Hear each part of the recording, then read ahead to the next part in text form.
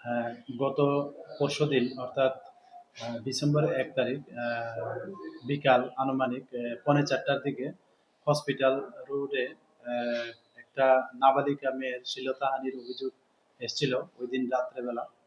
তো ওইদিন রাত্রেবেলায় আমাদের সোনামুড়া থানাতে একটা শ্লীলতাহানির একটা মামলা নেওয়া হয়। একটা মানে নতুন ধারা বিএনএস এবং পোকসো অ্যাক্ট অনুসারে।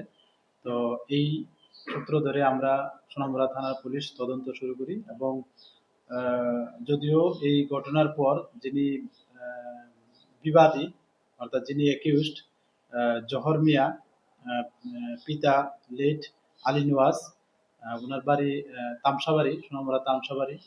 তো যদিও ঘটনার পর থেকে উনি পলাতক ছিলেন। তো আমরা মানে এগুলার মানে এই কেসের তদন্তে এবং এভিডেন্সের ভিত্তিতে আমরা ওনাকে মতলব আজ শেষ রাতে ওনাকে গ্রেপ্তার করেছি।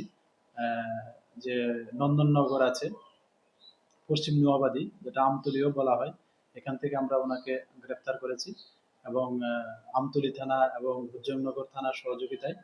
তো আজকে আমরা ওনাকে মহামান্য আদালতে প্রেরণ করব এবং আমরা ওনাকে জিজ্ঞাসাবাদ চালাচ্ছি আমাদের পুলিশ টিম, যে এটার পেছনে আরো কেউ যুক্ত আছে কিনা বা এটার পেছনে অন্য কোনো কারণ আছে কিনা। তো আমরা দেখছি এবং এই হিসাবে আমরা মহামান্য আদালতে ওনাকে প্রেরণ করব। Thank you.